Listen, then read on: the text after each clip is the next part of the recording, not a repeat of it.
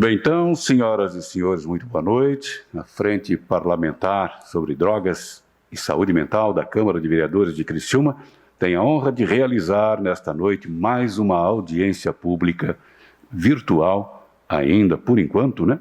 Com o objetivo de debater política pública sobre drogas hoje.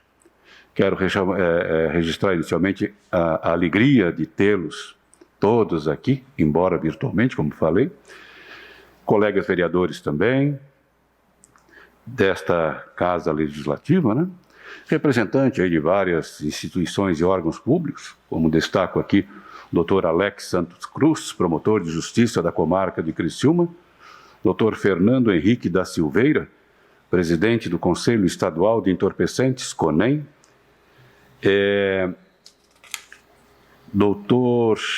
Yuri Micheluzzi, é isso, doutor? Estou correto aqui na pronúncia? Representando aqui o delegado regional de Criciúma.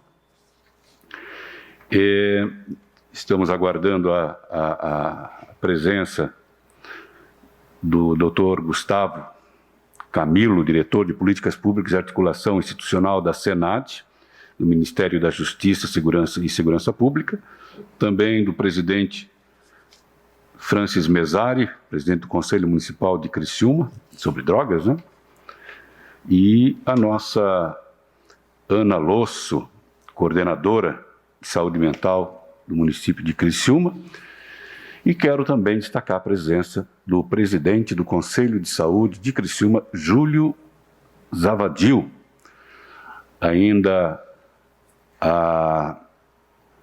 o vereador Paulo Ferrarese, o Vânio Oliveira, que é presidente da FECOTESC, né, Vânio? Também a Dude Sônigo, é isso, né? Isso mesmo. Ah, legal. A Dude Sônigo, da Secretaria de Ação Social, obrigado. O Paulo Goulart, que é companheiro Leão, tem um trabalho, né? O Lions tem um trabalho espetacular sobre drogas há quase 30 anos, né? Desenvolve um trabalho nessa área. Também a Vivian Mara Felipe Zanetti, estou até desacostumado, né, Vivian, com o teu nome, que representa aqui a Sociedade de Psicologia de Criciúma, e a minha querida Luciana de Souza Machado, também a Sirlene Pedro Inácio. Quero agradecer aí a presença de todos e lembrando que esta audiência está prevista no artigo 213 e 214 do Regimento Interno do Poder Legislativo deste município, hoje com a finalidade de possibilitar amplo debate sobre a política pública sobre drogas no município de Criciúma, concretizando aí uma democracia participativa, visando ao esclarecimento de dúvidas e a sugestão de alternativas por parte dos cidadãos.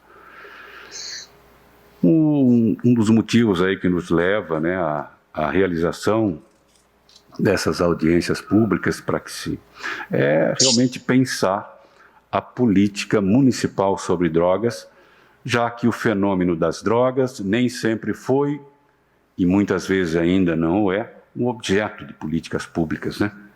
E também que o uso e o tráfico de drogas também afeta crianças e adolescentes, tornando-os vulneráveis à exploração e a violências.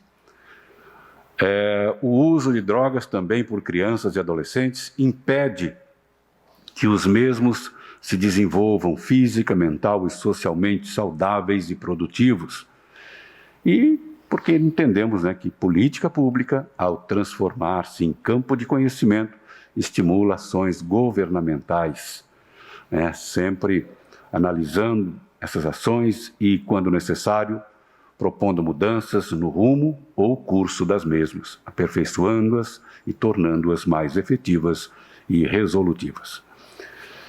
E, para dar início a esta audiência, eu convido aqui para compor a mesa o doutor Alex Santos Cruz, promotor de Justiça da Comarca de Criciúma,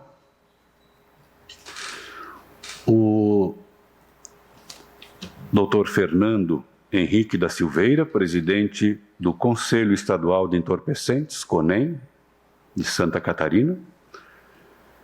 Também o Dr. Júlio Zavaldi, ou Zavaldil, né, presidente do Conselho de Saúde de Criciúma, e o Vânio de Oliveira, que é presidente da FECOTESC de Santa Catarina, né? FECOTESC é Santa Catarina, né, Vânio? Isso mesmo. É a Federação das Comunidades Terapêuticas de Santa Catarina. Legal. E também o delegado Yuri, que está representando aqui o delegado regional, Dr. Victor Bianco. Nós estamos, como dá para perceber, né, assim, tratando hoje dessa audiência, tratando hoje mais no âmbito da justiça, que, na verdade, quem nos faria hoje a explanação seria o secretário nacional. Então, por isso, o chamamento, né, de autoridades da área da repressão e tal, porque a gente precisa ter uma política pública condizente com a complexidade que é a questão das drogas. Eu gostaria de dizer que, conforme o artigo 213, parágrafo 2º do Regimento Interno do Poder Legislativo, esta audiência terá a duração máxima de 2 horas. Os primeiros 40 minutos serão dedicados às considerações da mesa, os 50 minutos restantes os seguintes ficarão disponíveis para manifestações, né, de quem se faz presente, e no tempo restante faremos, então, os encaminhamentos. Lembrando que aqueles que desejarem usar a palavra, formulando perguntas, sugestões e críticas, que utilizem o nosso chat, né, disponível aqui na transmissão desta audiência. Eu passo agora a palavra ao doutor Fernando da Silveira, presidente do Conselho Estadual de Entorpecentes. Doutor Fernando, por gentileza. Boa noite, vereador Manuel Rosengue. Boa noite também às demais autoridades presentes. Doutor Yuri, delegado, presente também na nossa audiência pública. Também a todos os vereadores da Câmara de Vereadores de Criciúma. Há também o nosso representante aí do Lions Clube de Criciúma, que eu também sei do excelente trabalho dos Lions Clubes, também porque sou presidente do Rotary Clube aqui no município, aqui na Grande Florianópolis. São instituições, clubes de serviços espetaculares e são parceiros no enfrentamento às drogas. Também ao ex-deputado e presidente da FECOTESC, o senhor Vânio de Oliveira, ao senhor Júlio também, o Júlio, que é o representante do Conselho de Saúde, e o doutor Alex, promotor de justiça, e todas as outras autoridades e integrantes da audiência na cidade de Criciúma. Gostaria de iniciar dizendo que é uma satisfação, mais uma vez, estar participando da audiência pública de Criciúma. Já é a terceira que eu participo. A primeira participei de forma presencial aí no município de Criciúma e fui muito bem recebido. Eu gostaria, Manuel, antes de entrar no assunto de repressão, outras questões judiciais, fazer uma pequena explanação do trabalho do CONEM para os integrantes da sala. Pode ser? Fique à vontade, presidente. Eu gostaria de me apresentar. Para quem não me conhece, eu me chamo Fernando Henrique da Silveira. Profissionalmente, eu sou 27 anos servidor público estadual, atualmente na Secretaria de Estado da Administração. Também sou advogado e jornalista e radialista também no final de semana. Nós temos a agenda bastante cheia e estava programado para audiência pública na semana passada, houve essa transferência e até me preocupei de não poder estar participando e prestigiando a cidade de Criciúma, que é uma cidade que eu tanto gosto. Dizer que estarei todas as vezes que for solicitado pela cidade de Criciúma, pela Câmara de Vereadores ou outros poderes, à disposição, seja de forma online ou presencial. Gostaria de dizer que assumi recentemente o Conselho de Entorpecentes, há cerca de 3 ou 4 meses, com um desafio gigante. Quando, antes de começar a audiência, o nosso querido participante Júlio, do Conselho de Saúde, falou dos desafios, as dificuldades do Conselho de Saúde, eu digo a ele que no Conselho Estadual de Entorpecentes as dificuldades são apenas maiores, porque, na verdade, nós temos dificuldade de todos os lados. Eu já participei, já é a segunda vez do Conselho Estadual de Entorpecentes, participei em cerca de 2010 também, quando o Manuel Rosengue era representante, nosso conselheiro. Fizemos, inclusive, na cidade de Criciúma, um grande evento aí na cidade de Criciúma, umas 2 ou 3 dias de evento. E a minha proposta, enquanto atual presidente do Conselho, isso eu coloquei para os mais 21 conselheiros, né, que compõem o Conselho Estadual, nós somos em 22, de que eu tenho disposição de trabalhar, disposição de colaborar com a sociedade, né, no sentido de diminuir a questão das drogas, mas a gente precisa do apoio do poder público, da iniciativa privada, dos clubes de serviço, para que o serviço consiga progredir. Já falei aqui nas outras 2 audiências públicas de que nós somos em 22 conselheiros do Conselho Estadual, mas como na maioria dos conselhos que não são remunerados, o trabalho sempre é feito ali por 10 pessoas, 12 pessoas, 9, 8, depende a reunião. E a gente faz aquela substituição, né, quando faltam, não estão presentes, e aí começa todo aquele processo de publicação do diário oficial, de burocracias, e que acabam postergando a participação do conselheiro. E isso é um problema, Então eu acho que não foi só pela minha capacidade, um pouquinho de conhecimento que eu tenho na área, seja na área das drogas, na área jurídica, um pouquinho que a gente estudou, doutorado, etc., que eu fui convidado a assumir a presidência pelos meus pares. E isso inclui representantes da Polícia Federal, Civil, Militar, Conselho de Psicologia, Medicina, todas aquelas representações maravilhosas que compõem o Conselho de Entorpecentes. Mas sim pela minha dedicação no sentido de estar sempre presente nas reuniões, sempre colaborando e sempre não medindo esforços para tentar ajudar. Então, confidencio, né, a todos vocês aqui na sala de que tem uma preocupação com o fluxo de trabalho do próprio Conselho Estadual, porque nós temos uma capacidade de trabalho bem reduzida. Nós temos apenas uma coordenadora do Conselho, que é a Camila, temos uma estagiária também apenas. Atualmente nós temos uma sala lá na Secretaria de Segurança Pública, nós temos um veículo também, e isso para mim é um progresso, porque em 2010 nós vivíamos aí mudando de sala, sem estrutura mínima, né?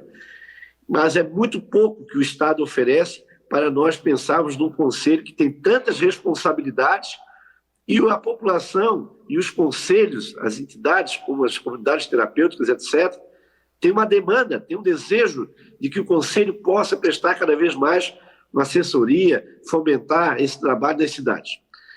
Como nós não temos pessoas para fazer esse trabalho necessárias, como seria, né?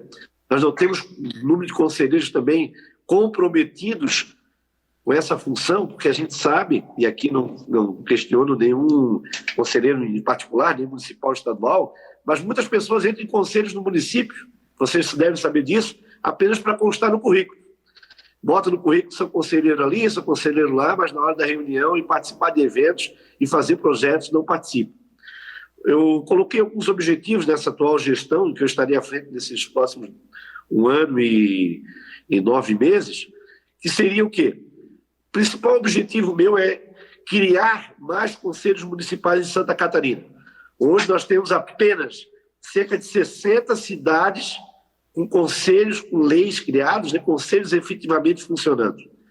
Nós temos encaminhado ofícios a todas as prefeituras de Santa Catarina, as câmaras de vereadores, buscado junto às autoridades, né, seja estaduais e federais, deputados, no sentido de divulgar cada vez mais o Conselho Estadual do Entorpecente, porém, porque muitas pessoas ainda, autoridades, não conhecem o trabalho do Conselho Estadual. E isso é lamentável, né? Porque nós temos umas obrigações legais que são realmente bem amplas. Então, nós estamos buscando essa criação de conselhos. Nós se reunimos recentemente com o presidente da FECAM, o prefeito de Araquari, e nessa reunião, nessa live, que a gente buscava o apoio da FECAM, a gente, até no final, eu brinquei com o prefeito. Olha, se essa live servir, pelo menos, para criar o Conselho Municipal na cidade que o senhor é prefeito, eu já estou feliz, porque eu estava pedindo o apoio do presidente da FECAM, sendo que na cidade dele não tinha Conselho Municipal. Então, nós temos muitas demandas, como eu falei, outras questões ligadas também à divulgação, nós temos buscado os órgãos de imprensa para divulgar as nossas ações, em lives que foram feitas agora também na Semana Nacional das Drogas, nós incentivamos os conselheiros municipais, os conselhos, para que eles utilizem as rádios comunitárias, os jornais de bairro, os jornais das suas cidades, e peçam o apoio das autoridades, como promotores de justiça, delegados, pessoas que são ligadas às comunidades terapêuticas, e que possam estar fomentando no município a criação das comunidades, dos conselhos municipais. Nós fizemos também recentemente com a diretora da Secretaria Nacional, a senhora Cláudia Leite, um grande debate, uma live que reuniu mais de 50 entidades de Santa Catarina, foram 2 semanas atrás, em que ela colocou, aí na reunião passada, Manuel Rosengue, aí em Criciúma, na audiência, 1 hora ela foi descrevendo todos os projetos que tinham à disposição das comunidades, dos conselhos, para a implantação das cidades. Verbas elevadas, aumento de vagas, projetos de toda a ordem. E me chamou a atenção, enquanto presidente do conselho, porque grande parte desses projetos eu desconhecia, e falei na audiência para ela, na audiência passada, vocês se lembram, que esses projetos me pareciam que não estavam chegando na ponta, não estavam chegando nas cidades, e que as pessoas precisavam conhecer esses projetos, além desses slides aí que foram colocados no PowerPoint, na audiência pública. Então, ela participou agora dessa live e, de forma mais detalhada, apresentou esses projetos, as formas de como se atingir esses recursos, e a gente percebe que falta ainda para os conselhos estaduais e para as secretarias municipais pessoas que façam os projetos, que saibam fazer projetos, que tenham secretarias ligadas ao enfrentamento às drogas e possamos, sim, conseguir recursos para os municípios. Outro fato que a gente também tem batalhado muito são as parcerias. Como o Conselho Estadual ele não dispõe de recurso próprio em fundo, né? A gente tem buscado parceria com entidades público-privadas, como clubes de serviço, né? Por eu fazer parte de algumas dessas entidades, tenho buscado o apoio para que a gente faça ações e a gente obtenha recursos para projetos. Tenho certeza que em Criciúma também, isso coloquei em uma das audiências aí, que o Conselho Municipal de Saúde, o Conselho Municipal de Antidrogas, ele pode, quando precisar de um recurso que a Prefeitura não disponha, buscar apoio do Rotary Club, do Lions Club, da maçonaria, de outras entidades que têm o anseio de batalhar pelo enfrentamento às drogas e, às vezes, precisam de parceiros como nós, que somos dos conselhos e temos um pouquinho de conhecimento do que precisa ser aplicado esses recursos. Outra demanda importante, Manuel Rosengue e demais participantes, a gente percebe a grande dificuldade que os conselheiros têm em trabalhar nos conselhos municipais. Por quê? Lá no Conselho Estadual, nós temos a indicação de um representante de uma secretaria. O cidadão é indicado pelo chefe para participar. Muitas vezes ele vai obrigado, né, para o Conselho Municipal, porque a Prefeitura indicou, etc. E ele não conhece o trabalho que o Conselho tem que se fazer, ele não conhece as obrigações dele como conselheiro, e a gente precisa criar cursos, fomentar essa capacitação para os conselheiros, não só municipais, mas como estaduais também. E essa rotatividade dos conselheiros é muito ruim, porque quando ele é capacitado, chega um novo secretário, muda o conselheiro. E aí vem outra pessoa novamente sem nenhuma preparação, apesar de muita disposição. Abordando um pouco mais o objeto da reunião de hoje, que é a questão do policiamento, de repressão, eu participei de uma palestra, inclusive da tarde de hoje, no almoço de hoje, coincidentemente, o comandante da Polícia Militar, Dionei Toné, ontem, e ele colocou alguns pontos, algumas estatísticas da Polícia Militar. E eu, que também labuto nessa área jurídica, eu percebo algumas demandas, né? Eu vejo, por exemplo, hoje, para fazer uma fiscalização, uma repressão como ela deve ser feita, A gente não precisa conhecer muito de direito, né, de criminalidade, para saber que faltam policiais, inclusive, para ações básicas. Hoje nós temos municípios aí que, se você for em alguns plantões da Polícia Civil, você sabe que às vezes só tem um policial lá à disposição. Nós temos na Polícia Militar cidades aí que nós temos dificuldade de efetivo, né?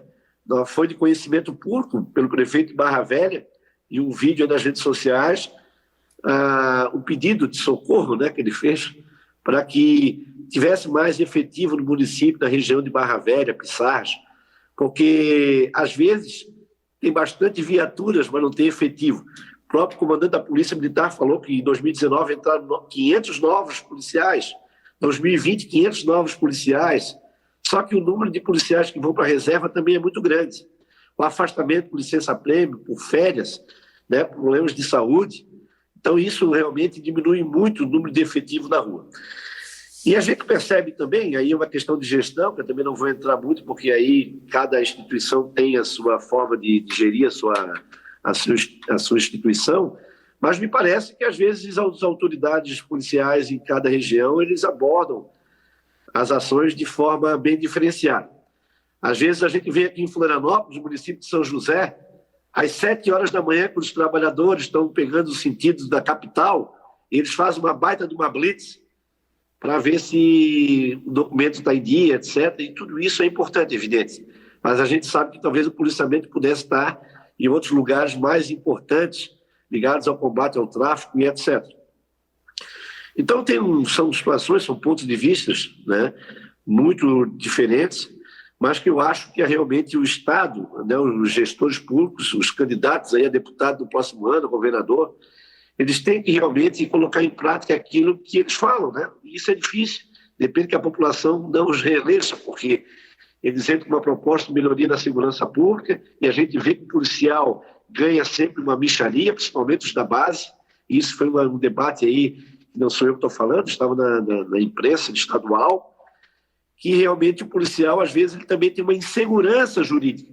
Eu, que também sou advogado e criminalista por formação, eu vejo que muitos policiais, eles me confidenciam de que eles têm uma preocupação de entrarem, às vezes, numa operação mais séria, no sentido de que, às vezes, um policial desse vai estar numa questão de combate, de um tiro, uma coisa, e ele acaba, às vezes, se incomodando, parece mais do que o cidadão lá que está envolvido no tráfico, no furto, etc. Então, são necessidades da mudança da legislação, que não é culpa do delegado, do promotor, do juiz ou nada, né? São dos legisladores de estarem mudando, atualizando a legislação penal, e também a Polícia Militar, Civil, ter um embasamento melhor nas suas operações para que dê segurança a esse policial. E isso passa, né, por melhoramento salarial, como eu falei, na permanente capacitação. E é muito difícil, né, a gente cobrar, isso eu já passei pessoalmente por isso, de a gente ter um carro arrombado, alguma situação, a gente chamar a polícia e a gente vê que fica lá mais de uma hora esperando e a polícia não aparece. E a gente depois procura o comando e diz, não, nós estávamos em outra operação, nós só temos 2 viaturas e nós temos uma falta de efetivo e tem todo tipo de desculpa. E também com relação às ações na esfera da Polícia Civil, que também não é culpa dos nossos valorosos policiais civis, que também estão sempre na linha de frente aí, trabalhando pela população catarinense, mas que às vezes em cidades aí que a gente tem um pouco efetivo e às vezes alguns boletins de ocorrência que são feitos viram, me parece, estatística. No meu caso, eu já tive experiência assim, de fazer boletins de ocorrência e nunca ter sido chamado para ser ouvido, coisa desse tipo, porque a gente sabe que tem assuntos muito mais importantes. Mas isso dá uma sensação de insegurança à população. Eu vou também, daqui a pouco, já encerrar a minha palavra, porque eu sei que nós temos outras pessoas na mesa e também não vou me prolongar muito. Mas eu quero dizer a todas as autoridades aqui presentes, né, que aquilo que eu falei no início da minha fala, dizer que eu estou à disposição lá no Conselho, seja para buscar, assim como a gente tem feito parceria com universidades, para que a gente possa possibilitar aos conselheiros municipais e estaduais a capacitação permanente, apoio dos órgãos relacionados ao CONEM, né? Secretarias ligadas ao CONEM, a cobrança por parte dos conselheiros para que eles estejam efetivamente dispostos a trabalhar em projetos em prol da sociedade. Dizer à cidade de Criciúma que eu estou à disposição, basta me convidar para estar aí nos debates, participar de projetos, e todas as vezes que algum desses representantes que estão aqui na sala, são em cerca de 22, me parece, aqui, qualquer um que quiser conhecer um pouquinho mais do trabalho do CONEM, nós estamos à disposição para apresentar de forma presencial aqui em Florianópolis, ou de forma virtual, e peço a ajuda de vocês, porque tem muito conselho municipal, como nós temos em Balneário Camboriú, outras cidades, que eles são muito bem estruturados, eles estão, às vezes, parece muito mais adiantados do que o nosso conselho estadual. Mas lá nós temos feras, como o doutor Jairo Brigas, doutor Cid Gomes, todos os ex-presidentes que se dedicaram de forma brilhante ao trabalho do conselho, e eu tenho buscado a parceria e o conhecimento, a experiência de todos eles.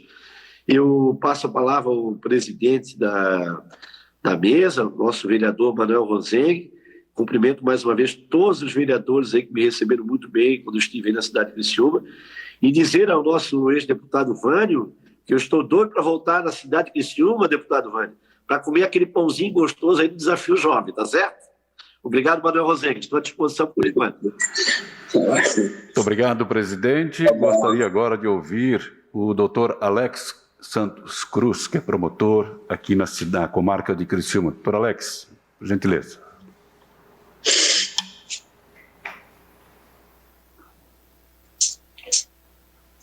Boa noite a todos. Estão conseguindo me ouvir? O som está bom? Perfeito. Tá bom. Tá bom. Ótimo.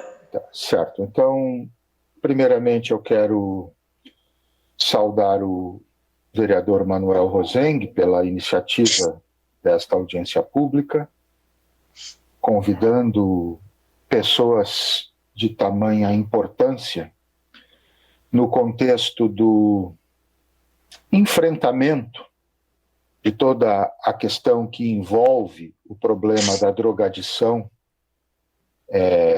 em nossa região, em nossa cidade, em nosso estado.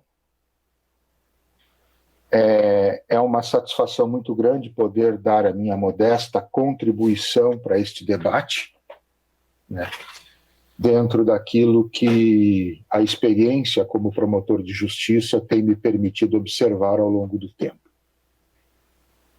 Na pessoa do presidente dos trabalhos, Manuel Rosengue, eu procuro também saudar aos demais vereadores presentes, às demais autoridades e a todos aqueles que compartilham conosco deste momento de reflexão, deste momento de avaliação daquilo que foi, é e poderá ser feito em termos de políticas públicas relacionadas ao combate, digamos assim, aos malefícios que a drogadição pode instaurar em nossa comunidade. O que se observa, já que eu vou ficar muito centrado, presidente, peço vênia para isso, eu vou ficar muito centrado na questão relacionada ao foco central desta audiência pública, que é o enfrentamento pela via da repressão. Me parece que o propósito de hoje é essa reflexão ser direcionada ao modelo repressivo, ou melhor dizendo, a metodologia repressiva como fórmula de enfrentamento da drogadição, da questão das drogas e aquilo que é possível a gente extrair exatamente daquilo que acontece com esse modelo. E eu vou me permitir, não aqui com o objetivo de criar uma desilusão coletiva, mas eu vou me permitir aqui fazer uma pequena digressão histórica daquilo que aconteceu com o aparato legislativo relacionado à questão das drogas nos últimos 50 anos no Brasil, para que a gente possa observar, a partir deste processo legislativo dos últimos 50 anos, como que a coisa tem sido conduzida pelo Estado brasileiro e sempre no sentido de criar uma maior flexibilização oficial do combate à drogadição, seja através da posse para uso próprio, seja mesmo através da posse para fins de comercialização e tráfico de entorpecentes. Isso a gente nota claramente quando a gente procura observar esse histórico legislativo desde a década de 70 para cá. Nós começamos, por exemplo, com a Lei 5726, lá de 1971, que dera uma redação à época mais modernizada para o artigo 281 do Código Penal, que previa para o então crime de posse de drogas para uso pessoal pena de reclusão de 1 a 6 anos e mais multa de 50 a 100 salários mínimos. Essa é a regra que passa a viger pelo artigo 281 do Código Penal em 1971. Antes da antiga lei de drogas, a 6368, que era de 76. E esse dispositivo, dessa forma, ele vigeu por aproximadamente 5 anos. Por quê? Porque em 1976 foi editada a nossa primeira lei efetivamente de drogas, que foi a Lei 6368. E aquilo que se punia com 1 a 6 anos de reclusão a posse para uso pessoal, este crime sofreu uma substancial redução de pena em 1976, caindo de 1 a 6 anos de reclusão para 6 meses a 2 anos de detenção. Por quê?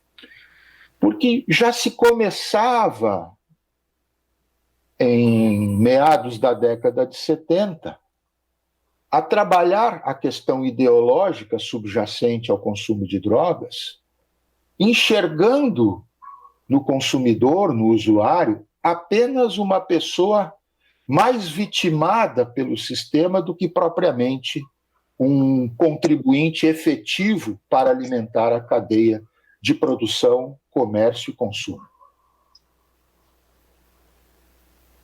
Em 1998, já então, sob o regime constitucional da Constituição atual, 10 anos depois, é editada a Lei 9.714, que, entre outras providências, ela muda a feição do regime de substituição de penas no Brasil, dando especialmente uma redação muito flexível ao artigo 44 do Código Penal, estimulando a política de substituição, em geral, não apenas para a posse para uso pessoal, mas, em geral, a política de substituição de penas privativas de liberdade por penas restritivas de direitos, ampliando essa perspectiva para penas de até 4 anos em crimes que não envolvam violência ou grave ameaça à pessoa. Então, a partir de 1998, inaugura-se, em relação ao consumo de drogas e a perspectiva de repressão, de abordagem policial e judicial em relação ao consumidor, inaugura-se um modelo em que a prisão passa a ser quase que totalmente inviabilizada. Porque se o sujeito fosse, eventualmente, a partir de então, pego com drogas para consumo pessoal, a sua pena, conforme a lei de 76, seria de 6 meses a 2 anos, mas conforme o novo artigo 44 do Código Penal, necessariamente essa pena passa a ser substituída por pena alternativa, por prestação de serviços à comunidade, por prestação pecuniária ou qualquer outra pena restritiva de direitos possível. Nós transitamos dessa forma, de uma maneira assim, de uma despenalização branca, até o ano de 2006. E em 2006 nós tivemos inaugurada no Brasil a vigência da atual lei de drogas, que é a 11.343, revogando a antiga 6368 e inscrevendo a tipologia do crime de posse para uso pessoal lá no seu artigo 28, que prevê apenas 3 espécies de pena. Advertência, no inciso 1, advertência sobre os efeitos nocivos da drogadição. O 2, a prestação de serviços à comunidade. E o 3, a inclusão do usuário em um programa de reeducação através de medidas educativas. Essas são as penas. Aboliu-se formalmente, em 2006, a cominação de pena privativa de liberdade para o entre aspas, crime de posse de drogas para uso pessoal. Aboliu-se oficialmente em 2006, eu uso essa expressão, porque, na verdade, extraoficialmente, isso já tinha sido abolido desde 1998, com a Lei 9.714 e a nova redação dada ao artigo 44 do Código Penal, permitindo indiscriminadamente a substituição da pena privativa de liberdade por pena restritiva de direitos. O que eu quero dizer com isso? Eu não estou aqui fazendo um juízo de valor, e faço questão de ser bem compreendido nesse sentido por todos. Eu não estou aqui fazendo um juízo de valor se esta paulatina flexibilização que nós temos da legislação, especialmente relacionada ao usuário de drogas, nos últimos 50 anos, se ela é algo positivo ou algo negativo, se ela é boa ou má, essa flexibilização. Porque, com toda certeza, nós vamos encontrar, talvez até mesmo neste grupo, pessoas que entendam que o consumidor de drogas ele é um elemento importante na própria cadeia do tráfico que lhe precede, porque se eu não tiver quem consuma, eu vou ter desestimulado o comércio e a produção, e vai aparecer também, certamente vai existir aquele conjunto de pessoas que vão entender que o drogadito ele é mais uma vítima de um sistema que lhe compele ao consumo de drogas, que lhe empurra para o consumo de drogas, e que, portanto, ele deve ser tratado mais como uma espécie de doente do que propriamente como um criminoso. A verdade é que esse conflito, esse confronto ideológico, ele existe e ele está instalado no país há algumas décadas, e a doutrina que vai enxergando no consumidor de drogas muito mais um doente, muito mais uma pessoa que precisa de apoio e ajuda do que propriamente uma figura criminosa, essa corrente ideológica ganha corpo e influencia diretamente na construção normativa que perpassa durante estas últimas 5 décadas, conforme eu demonstro para os colegas todos. Então, o que eu quero dizer com isso? Que quando nós falamos em aparato policial, em forças de repressão, para, por si só, fazerem frente, ou pelo menos terem um papel de preponderância no enfrentamento da questão da drogadição, seja pelo tráfico e especialmente pelo uso, Me parece que há um equívoco muito grande de quem assim pensa, e peço vênia em relação àqueles que pensam eventualmente diferente de mim, porque nós vamos estar nos colocando numa posição diametralmente oposta ao manancial ideológico que tem justamente inspirado o nosso legislador nos últimos 50 anos, que quer, insiste e cada vez mais aborda a questão da drogadição sob o ponto de vista da saúde e cada vez menos faz essa abordagem pela via repressiva. Aos poucos, o legislador vai retirando do sistema de justiça os instrumentos que eventualmente poderiam ser utilizados para o enfrentamento da questão da drogadição.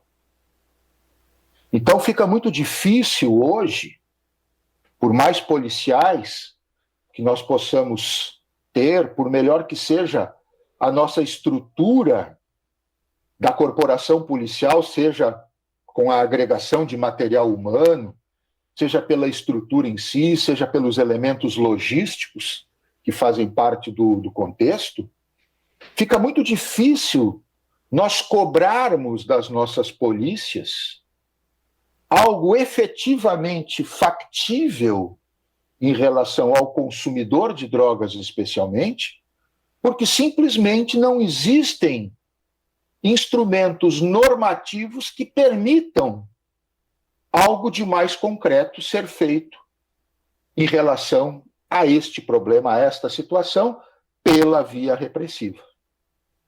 É a coisa. Se o sujeito ele sequer pode ser condenado, e eu tenho dito isso em vários ambientes, se o sujeito sequer pode ser condenado a uma pena de prisão por estar portando drogas para consumo pessoal, e não estou dizendo aqui se o legislador está certo ou errado em legislar dessa forma, o nosso aparato policial, e num segundo momento o nosso aparato de justiça, e aí incluindo o próprio Ministério Público ao qual eu pertenço, não tem condição, está de mãos atadas para a adoção de providências em relação àquele menino que está lá numa praça pública consumindo maconha, ou para um grupo de pessoas que esteja numa festa consumindo cocaína, ou que andem consumindo outro tipo de droga por aí.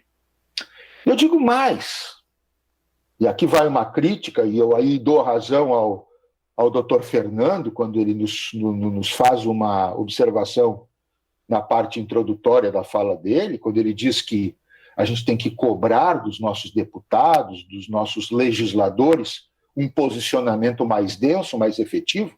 Eu digo mais, a última lei de drogas, que é a Lei 11.343, essa que vige atualmente, que foi festejada por alguns em 2006, quando elevou a pena mínima do tráfico de 3 para 5 anos, era de 3 a 15, passou de 5 a 15, e aí se alardeou ao Brasil inteiro, não, estamos criando melhores condições para enfrentamento do tráfico. Essa mesma lei é a lei que, no mesmo artigo 33, que trata do tráfico de drogas, inscreve uma mitigadora do traficante que cede a droga para o amigo para poder viciá-lo ou induzi-lo ao consumo e, a partir dali, iniciar um novo vício, lá no parágrafo 3º, permitindo lá uma pena substancialmente menor. Ou no parágrafo 4º, que cria uma figura de privilegiadora, que deveria ser a exceção e que passa a ser a regra, permitindo uma redução de pena de até 2/3 na hipótese de não ficar provado que o sujeito faça parte de algum tipo de organização criminosa ou ficar provado que ele faça do crime o seu meio de vida. Não ficar provado que ele faça do crime o seu meio de vida. O que também é algo que corriqueiramente acontece nos processos de crime de tráfico, porque você, no mais das vezes, teria que fazer prova negativa, o que nós sabemos que é extremamente dificultoso, se não impossível. Então, essa é a questão que se coloca. Você cria um mecanismo em relação ao tráfico, supostamente de endurecimento do sistema punitivo, supostamente aumentando a pena mínima de 3 para 5 anos, mas cria duas figuras logo na sequência, em 2 parágrafos do mesmo artigo, altamente benéficos ao traficante, que cria graves embaraços para o sistema policial e depois o sistema de justiça poderem conduzir uma investigação e depois um processo e uma condenação a contento, permitindo que esse traficante, ao invés de ter os 5 anos, quando se pensa na redução dos 2/3 do parágrafo 4º, tenha uma pena mínima de 1 ano e 8 meses de reclusão tão somente.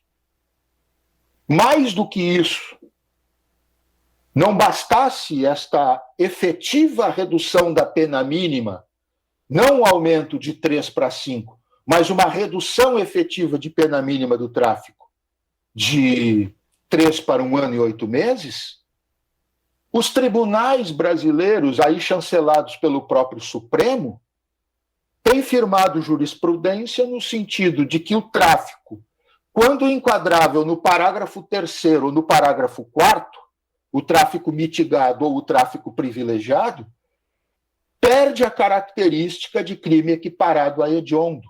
Deixa de sofrer, então, no plano execucional da pena, aqueles rigores que não são tão maiores assim, mas que são mais presentes, próprios da criminalidade hedionda. Volta a ser esse tipo de tráfico crime não hediondo, crime comum, com toda a perspectiva execucional de pena própria de um crime de menor gravidade, de menor ofensividade, de menor dano social. E a gente que está dentro do sistema, como o doutor Micheluzzi, doutor Micheluzzi, o delegado, né? Os demais que operam na área sabem muito bem que são pontas de lança que normalmente funcionam como longamanos do tráfico mais pesado, induzindo a juventude, induzindo as pessoas, de uma forma geral, ao vício, justamente porque potencializa ali uma nova cadeia de consumo. Então, nós temos um problema muito sério. Em outras palavras, o que eu digo, para que todos entendam, e eu vou usar aqui uma metáfora que eu rotineiramente também uso, é que a nossa criminalidade, e especialmente o tráfico de drogas, ele assume no contexto da nossa sociedade, isso independe de classe social, independe de ambiente, independe de condições, enfim, socioeconômicas das pessoas, mas o tráfico assume no contexto da nossa sociedade algo que nós poderíamos comparar no plano da saúde humana como uma espécie de câncer, de tumor metastático. Entra na sociedade como uma espécie de metástase.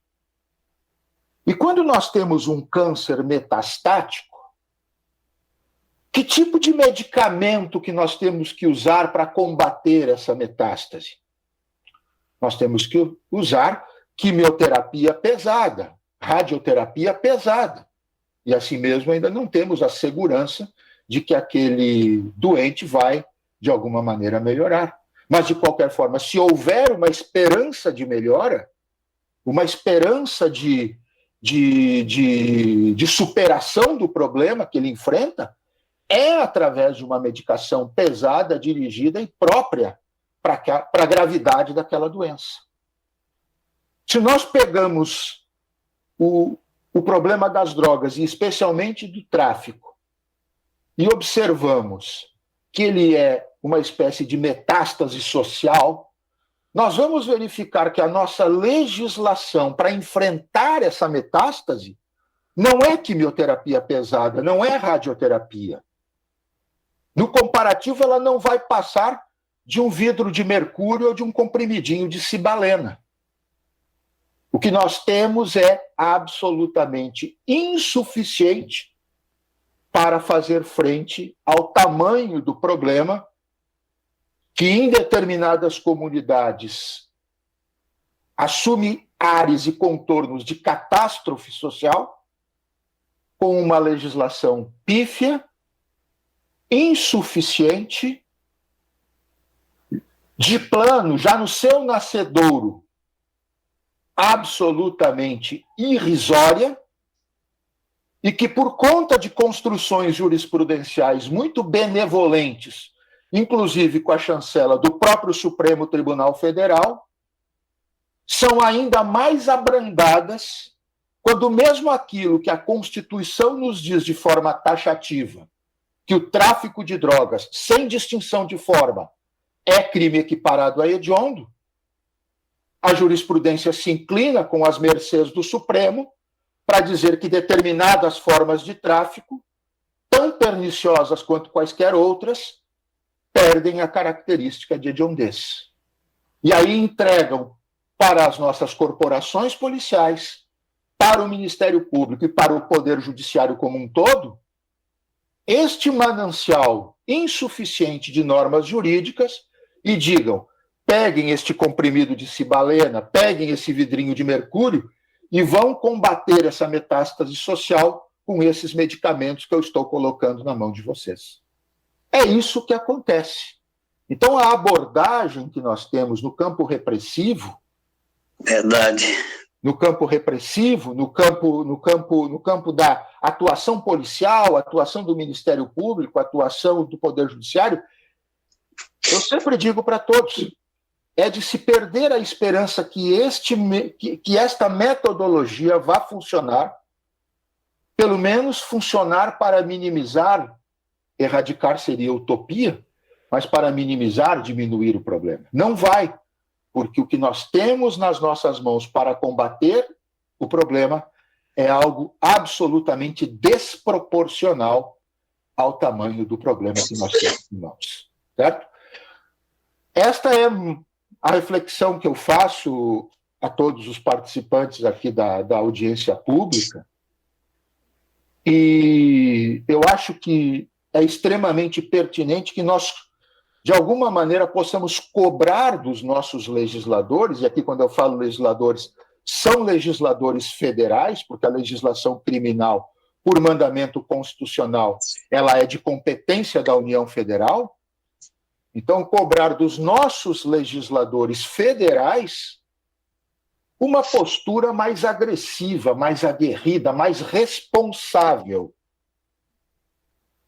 Enquanto não houver algo neste sentido, que transite pelo Congresso Nacional, trazendo os instrumentos adequados para combater o problema da dimensão que ele se apresenta, a polícia fará de conta que combate, fará o que pode.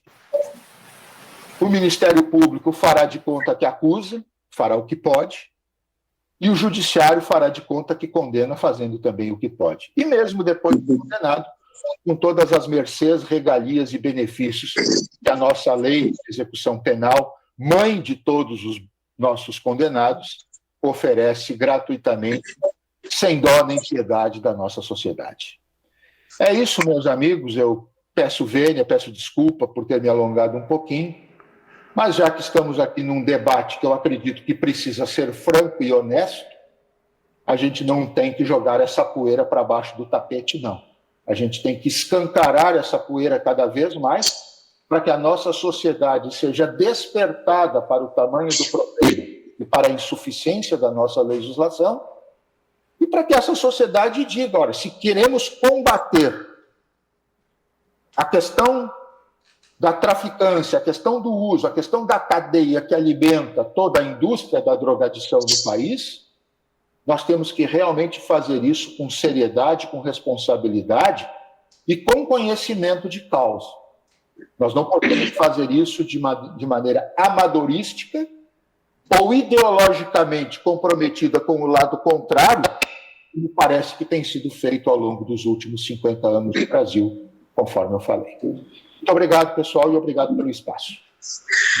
Muito obrigado aí, doutor Alex. Manuel. Sempre muito esclarecedor e coerente, né? Muito obrigado mesmo. Manuel, queria dar uma sugestão, Manuel. Só gostaria de registrar. Oi. Só gostaria de registrar, estou aqui representando o vereador pastor Jair Alexandre, que não pôde estar presente diante de um compromisso já agendado. Estou aqui como assessor parlamentar representando o vereador pastor Jair Alexandre, aqui da cidade de Criciúma. Ótimo, obrigado. Vânio, tu queria dar uma sugestão? A minha sugestão é a seguinte, está faltando 1 hora para 55 minutos para encerrar a audiência, ok? Sim. Então, em cima dessas duas falas, e muito ricas, eu acredito que nós podemos fazer o debate. Eu só gostaria... Em vez de outro fazer mais 10, 15 minutos, outro mais 10, 15 minutos, vai sobrar para que as pessoas tenham participação, porque foi muito rica as duas falas aí, com especialidade essa questão do Dr. Alex. Eu fico muito satisfeito com essa aula que recebemos hoje e com as informações que o Fernando trouxe lá do CONEM. Okay. Então, a minha sugestão é que nós entremos no debate. Certo, mas antes eu gostaria de ouvir o delegado Dr. Yuri, porque eu acho que pode também colocar uma outra visão, né, que é importante, que na verdade pode até complementar tudo que foi dito até agora. Doutor Yuri, por gentileza. Está sem som, doutor Yuri.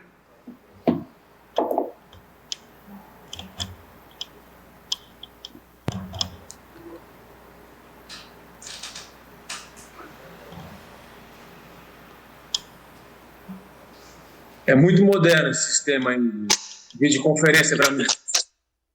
Peço desculpas aí, porque eu não liguei o microfone. Primeiro, eu quero cumprimentar todos os membros aí que estão participando da audiência, em especial quem compõe a mesa, as autoridades. Não vou ficar me estendendo nas formalidades, até porque temos um tempo curto. A Polícia Civil tem uma posição com relação às drogas de sempre combater cumprindo a lei, né? A gente usa as ferramentas que a gente tem. Sabe que o problema é muito grave, não é de hoje isso, as coisas estão acontecendo há muito tempo, e mesmo com todo o trabalho policial, militar, de investigação da Polícia Civil, Polícia Federal, Rodoviária Federal, que faz grandes apreensões de droga, a gente não vê um grande resultado na diminuição do tráfico de drogas. As prisões são diárias, acontecem aos montes, e aí a gente enfrenta alguns problemas com relação à legislação. Já foi muito bem explicado pelo doutor Alex, e antes teve uma fala também do doutor Fernando, dois estudiosos do assunto, então, muito bem explicadas as falas dele, muito bem pontuadas. A gente tem grandes dificuldades estruturais da Polícia Civil. Já foi dito, né? Não vamos ficar também batendo nessa tecla, mas falta efetivo, falta estrutura, falta equipamento. A gente sabe as dificuldades de todos os órgãos públicos. Mas a investigação, para ter sucesso, ela tem que ter investimento. Não só a investigação, como a atividade pericial. O crime, ele evolui de forma muito rápida e os órgãos públicos tendem a demorar um pouco para se equipar e trazer novos conhecimentos, assim como também a legislação demora um tempo para se atualizar. Então, isso já potencializou, né? Hoje em dia, com a tecnologia, aquilo que demorava os criminosos para evoluírem em 1, 2 anos, hoje evolui em 1 mês.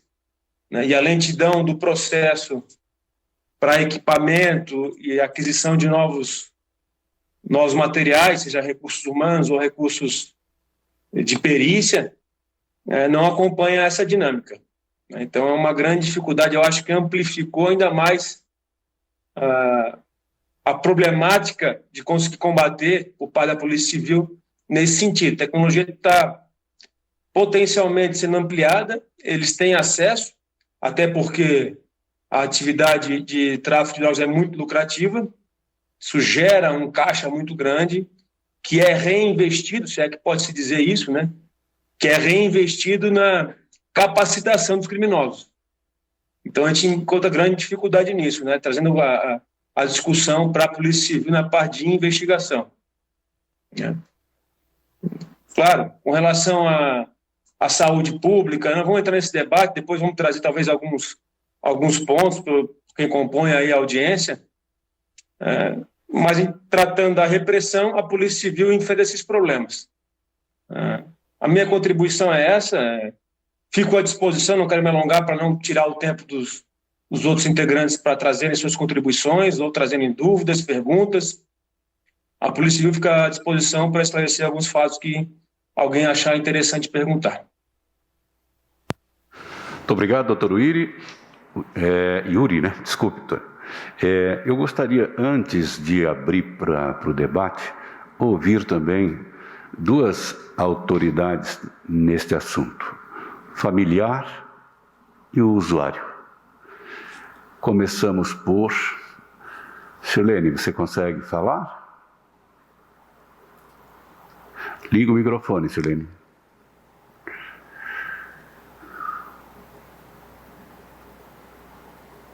Tudo bem?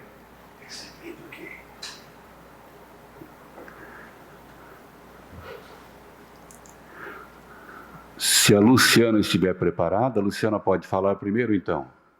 Pode ser? Tá me ouvindo? Ah, então tá, agora sim. É assim, ó. O que eu tenho a pôr, né, sobre esse assunto é assim. É que já passei por isso, né? E eu acredito que é assim, ó. O usuário, ele tem aquela dificuldade assim, ó. A partir da hora que ele é pego por uma autoridade, né? Ele é tratado como um bandido, não como um doente. Aí ele passa a não acreditar que ele é um doente e passa, às vezes, não querer ser tratado, sabe? E como tem aquela dificuldade, assim, de lugar apropriado, né? Para o tratamento, a demora, né? A demora para a gente poder pôr essa pessoa para levar para um tratamento, né? Então, fica difícil, sofre o usuário, sofre a família, né? E o que eu acho, assim, é que deveria ter mais agilidade, ter lugar mais adequado, né? Para quando acontece isso, né? Com um da família da gente, né? Que a gente trata como um doente, mas outras pessoas não tratam. Né, tratam como bandido, aí ele passa a não se achar um doente. Então, teria que ter como é que eu vou dizer assim, um tratamento específico para essa pessoa acreditar que ele é um doente mesmo, que ele queira ser tratado em um lugar adequado, né, para que ele vá ser tratado e mais tempo, né, com mais tempo. Não ir lá e ficar 1 mês, 2 meses, 3 meses e já ser mandado embora e achar que já está bom. Eu acho que tinha que ter mais uma oportunidade melhor para essa pessoa, né? Que vai ser tratada, vai ser internada, para ela se sentir melhor, né? E poder se curar, né? Talvez desse problema. Muito bem, muito obrigado, Sirlene. Agora, então, Luciana.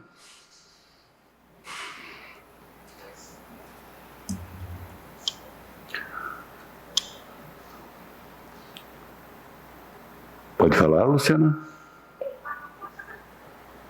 Oi, boa noite. Boa noite, boa noite. Eu me chamo Luciana, sou uma adicta em recuperação. Eu fui usuária de crack e cocaína agora por último também. Eu sou uma adicta em recuperação, porque eu acredito que a gente pensa assim que o usuário é aquela pessoa que está lá sustentando o que está traficando, certo? Daí isso envolve polícia, envolve governo, envolve tudo. Mas a família que também que está ali, a família fica doente também. Porque eu acredito que, hoje ainda eu mandei mensagem pro Manuel que eu saí de Criciúma vindo para Florianópolis para mim vir me internar aqui no Creta, porque eu tive uma recaída, eu estava internada, tive que sair ali do Creta, falei com o dono, o seu Jonas até, e fui lá em Criciúma para fazer umas voltas que eu tinha para fazer e voltei. Então, assim, não é para todos. A internação não é para todos, não. Mas muitos querem. Muitos querem que o governo, vamos supor, eu precisava fazer uma prova para me terminar meu 2º grau, 3º grau. Essa prova aí era até tal dia. Daí já frustra. Já vai para outro lado. Já vai para uma festinha, já vai para isso. Onde que acontece? Onde que começa tudo a droga? É em festa. Aí eu acho engraçado que todo mundo diz, não é uma pessoa doente. É uma pessoa doente, porque a gente usa droga só uma vez. Depois é a droga que usa a gente. E é a força de vontade, mente aberta, boa vontade, sabedoria, tem que ser da pessoa. Quantas pessoas que eu já conversei que disseram assim para mim que, se eu pudesse eu saía, mas não tem para onde ir. Estão ali na beira do trilho, estão ali andando, não tem família, não tem nada. Mas não tem um governo, não tem... Tipo assim, todo mundo está aqui conversando entre si, porque está faltando isso, faltando aquilo outro. Essas pessoas também faltam as coisas. Eu não estou querendo defender lado nenhum. Porque todos estão aqui conversando, né, honestamente, com mente aberta, para resolver o problema. Mas eu acredito que a solução do problema seja, no caso de Criciúma aí, tem só um lugar ali que eu soube para uma clínica que eles dão remédio, eles dopam, eles fazem de tudo. Eu vou para a clínica, eu não tomo um remédio, eu não me dopo, nada. Com o Manuel, foi o Manuel que me apresentou o Creta, foi o Manuel que me botou ali, foi ele que me ajudou. Eu não tinha dinheiro para pagar, eu não tinha nada, até então estava fazendo de tudo para fazer faculdade, ele me ajudando. Ele estava me dando a oportunidade, sabe? Então, eu acredito que todas as pessoas merecem oportunidade. Como o governo quer oportunidade para melhorar, todo esse amplo aspecto aí que todo mundo diz que é né? Eu sei que eu já vi muitas coisas, muitas, vocês nem imaginam, desde lá de cima até lá de baixo. Mas eu acredito, para não demorar muito, não alongar muito, eu acredito que só por hoje, mais 24 horas, eu vou estar limpa. E eu quero acreditar que muita gente ia acontecer isso com muita gente, sabe? Que, pelo menos que passem assim, gente falando nos lugares com as pessoas. Eu acho muito bom ir falar com os adictos, assim, na rua. Usuários de droga, como vocês falam. Os bandidos, ou como outros falam, ou um vagabundo, uma prostituta, porque se está fazendo isso lá é porque não teve dinheiro para fazer. E está indo lá porque é uma doente, que eu acredito que não gostaria de fazer. Isso envolve muitas coisas, daí de prostituição, já passa para roubo, e de roubo já passa para outras coisas, graças a Deus isso não aconteceu comigo, mas eu já vi. É meio complicado, é muito complicado. É isso que eu tenho para falar. Muito bem, Luciana. Obrigado aí pela coragem em falar sobre o assunto. O Júlio Zavadil, gostaria que você desse uma palavrinha também nessa questão da política pública. O que o Conselho analisa lá em termos de política pública nessa área? Boa noite a todos. Boa noite a todos. Estão me ouvindo?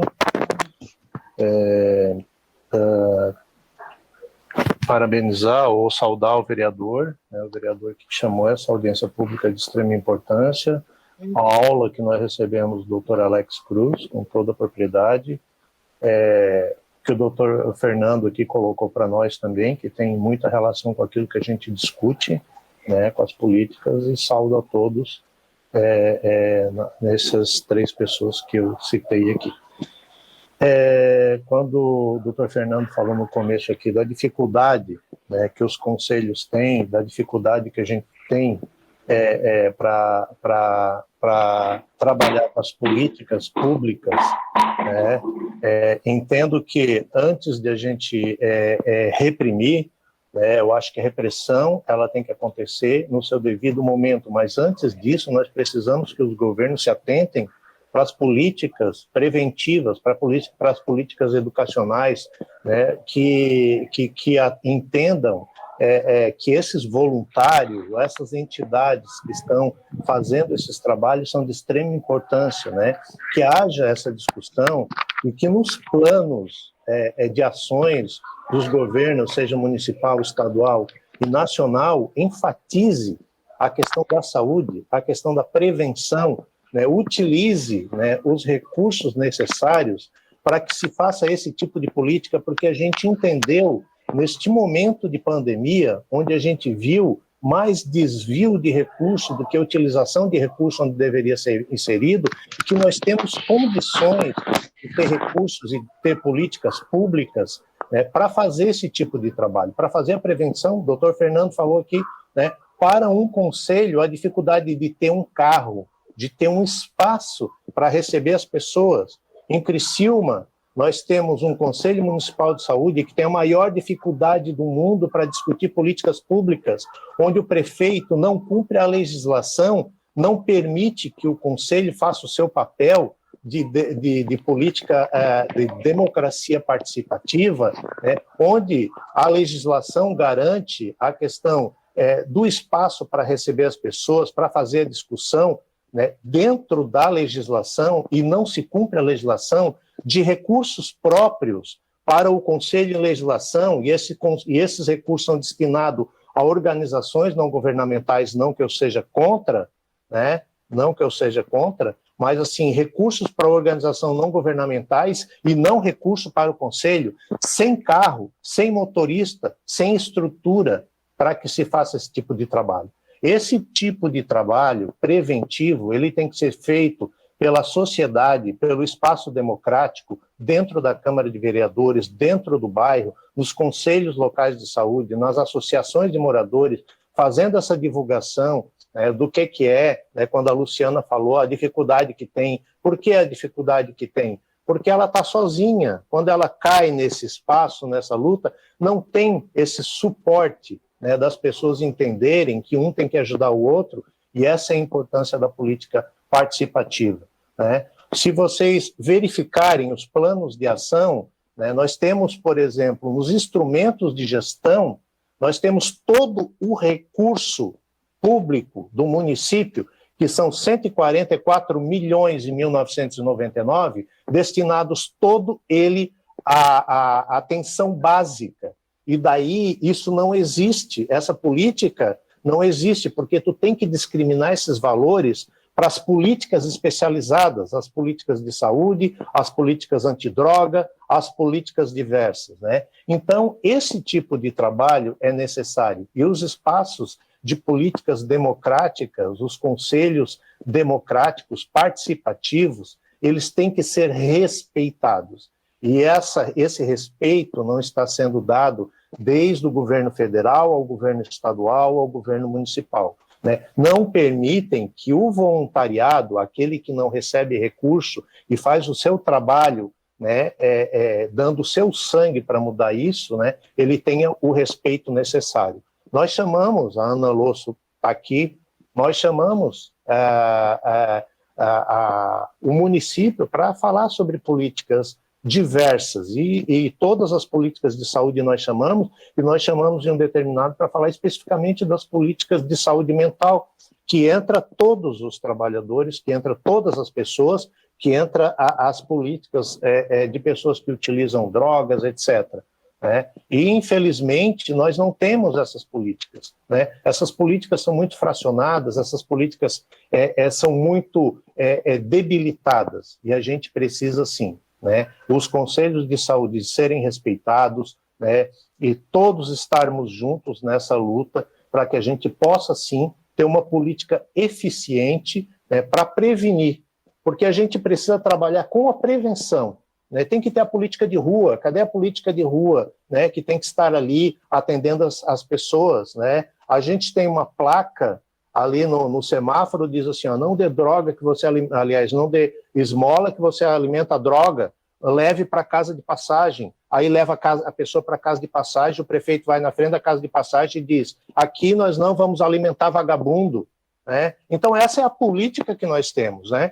Pessoas que estão na frente, pessoas que são lideranças, prefeito, etc., né? Como a gente escutou agora, uma fala homofóbica do prefeito. Então essas questões é que a gente precisa acabar. Nós temos que ver que nós somos os cidadãos, as pessoas que estão sofrendo, as pessoas que estão tentando defender, e nós temos um monte de político de passagem, né, que simplesmente acessam, entram nesse espaço e não fazem uma política, né? É muito bonito fazer uma obra faraônica, uma estrada grande, um viaduto ou coisa parecida, mas essas políticas fundamentais, que são as políticas de saúde, a insulina para o diabético, a fita de glicemia, né, que são essas questões do tratamento para a pessoa que é viciada, né, mas de uma forma, né, que retire ela, que dê condição social, que coloque ela novamente na sociedade. Isso é que a gente precisa, né, ver entre nós,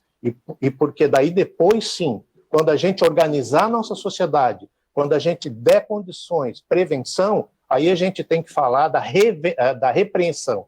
A repreensão é lá, quando a gente já não tem mais política, mas infelizmente o governo, os governos de uma forma geral, lidam isso tudo como repreensão. Nós vamos trabalhar com a repressão, né? Então eu acho que a gente tem que tratar assim os espaços democráticos, participativos, respeito, né, e a responsabilidade. O Ministério Público tem que responsabilizar o gestor pela sua incompetência, pela sua criminalidade, porque quando ele faz esse tipo de coisa, ele está cometendo crime. Quando ele impede os espaços democráticos de agir, quando ele não age dentro da lei e a gente denuncia no Ministério Público, infelizmente as coisas não acontecem, isso tem que ser penalizado. Isso tem que acontecer com que os prefeitos, os governadores e o governo federal pague pela sua responsabilidade e dê condição à população de ter saúde, educação, alimentação e trabalho, porque se a pessoa tiver emprego, trabalho, ela não vai estar nessa vida, com certeza. Então, é isso que nós temos que ter.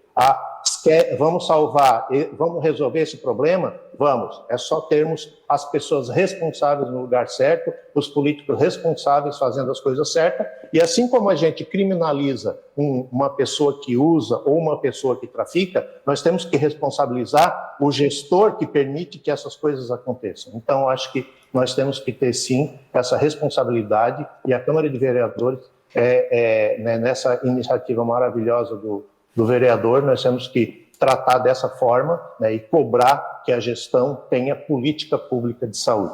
Desculpe a minha forma de falar, mas é que eu vivo isso dia a dia, né, a irresponsabilidade da saúde pública, a irresponsabilidade da gestão, a falta de atendimento, quando dizem que nós temos a cidade maravilhosa, ganhamos o prêmio, né, como é falado aqui, ganhamos o prêmio de transparência. Isso é a maior mentira, a maior balela. Nós não temos transparência, né? Nós temos mentira, né, que está acontecendo por parte da gestão, e a gente precisa, sim, lutar para que isso acabe, né?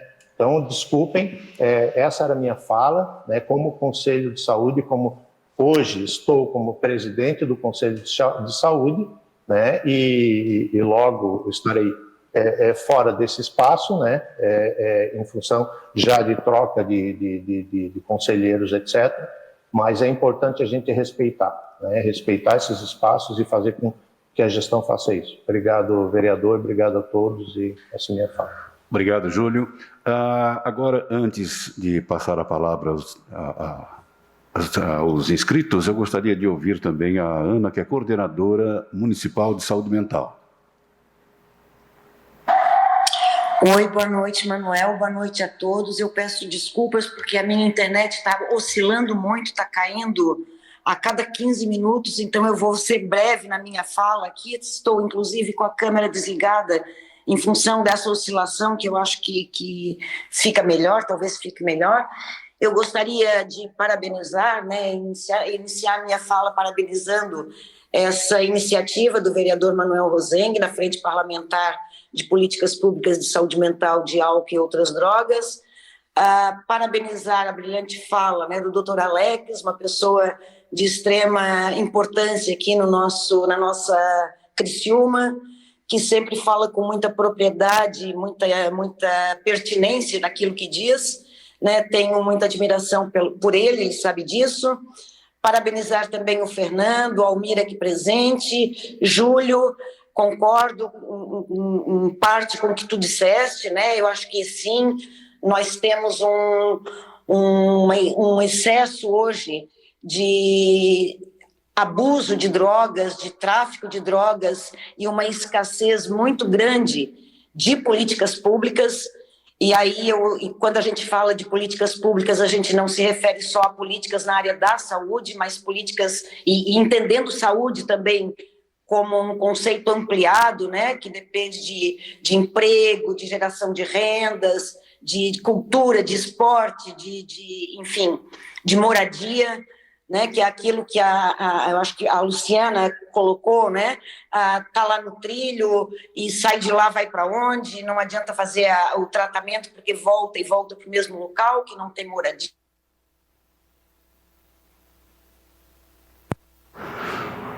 Oi, Ana. Caiu. Acho que caiu deve ter caído a internet. Mas...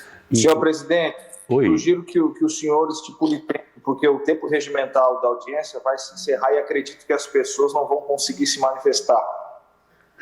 Isso, eu estipulei Desculpa, aqui 1 caiu minuto de e novo, meio. Posso retornar? Posso continuar? Sim, fique à vontade. Então eu acho que isso é muito importante. Eu acho que essa audiência ela vem num momento muito apropriado, dado o aumento exagerado do consumo também em função da pandemia, desse isolamento social em que as pessoas acabam utilizando, né, muito mais substâncias nocivas à saúde.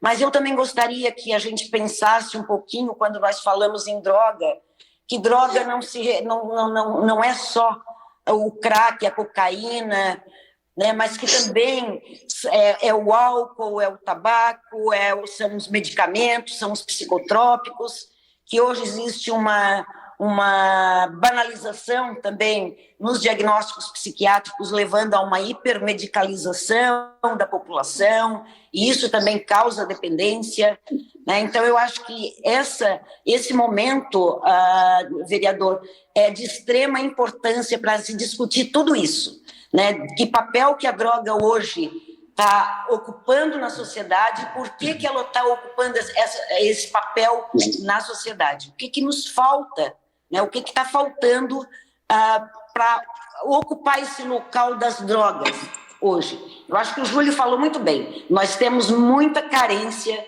de políticas públicas, e isso precisa ser revisto.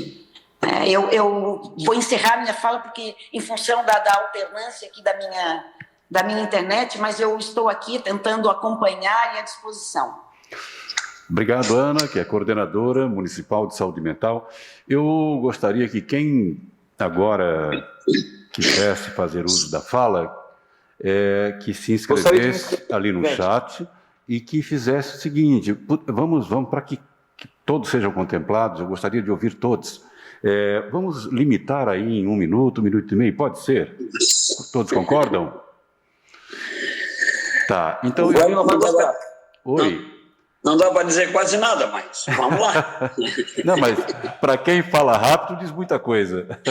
Vamos lá. Não, televisão é 30 segundos, né? Então vamos lá. Eu tenho aqui primeiro o Vânio, está inscrito, depois o Instituto Laço, o Fernando e quem mais gostaria de fazer?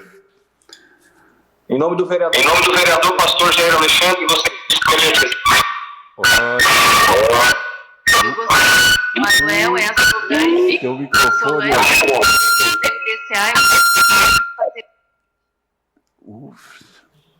Tá, oi, agora sim. Tá bom. Vamos fazer o seguinte, para a gente ganhar tempo, eu acho que o microfone do Jair Alexandre está aberto. Vereador é a Solange, presidente do CMDCA, gostaria de fazer uma fala também, por favor. Ótimo. Ótimo. Anotado aqui. Muito bem, então. Vamos lá, Vânio, pode ficar à vontade. Tá. À vontade por 1 minuto. Cumprimentar aí o Manuel, que é o vereador, é o presidente dessa frente parlamentar. Já é mais de uma vez que eu participo de live com ele, nessa sala de debate.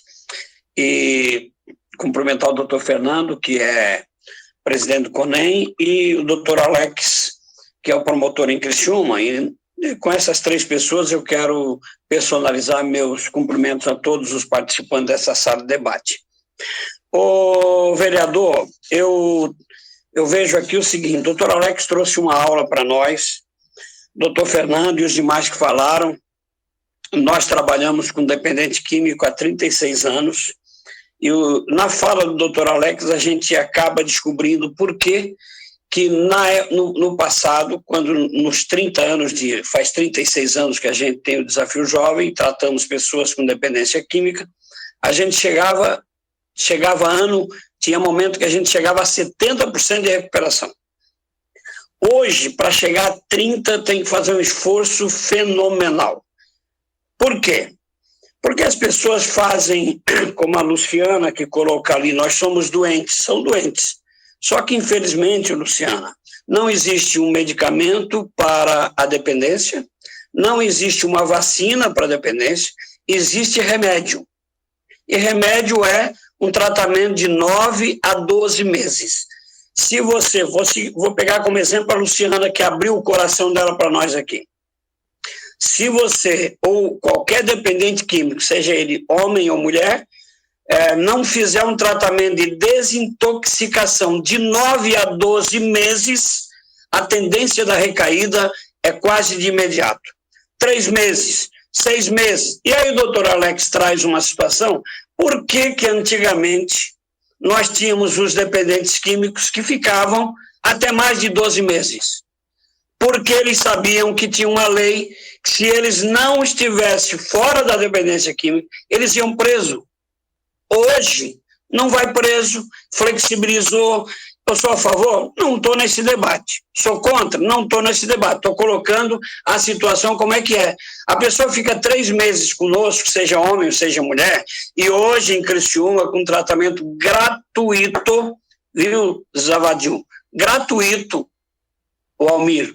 Gratuitamente as pessoas comem, bebem, dormem, tem teto, tem atendimento no sistema SUS, tem todo o atendimento das suas comorbidades, mas chega a 3 meses, está rosadinha, bonita, está gordinha, está eficientemente para ir para... Acha que toma um chá de já estou bom e vai.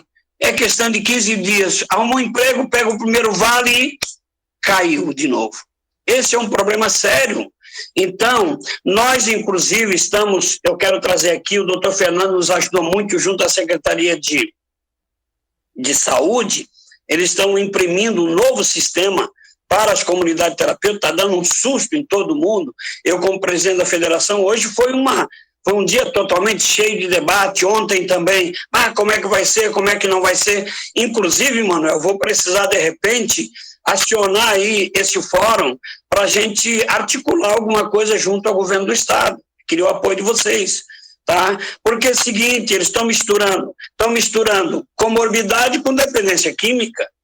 Doutor Alex, em 2001, esteve na minha comunidade com todas as autoridades que vocês pudessem pensar que poderia estar ali na sala. E o grande problema era, tem que ter um diagnóstico médico para poder acolher numa comunidade terapêutica. Mas escuta, dependência química precisa de diagnóstico médico.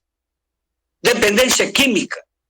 Dependente químico, ele é alcoólatra, ele é craqueiro, ou ele é cocainômano, ou ele é maconheiro, ele já tá diagnosticado.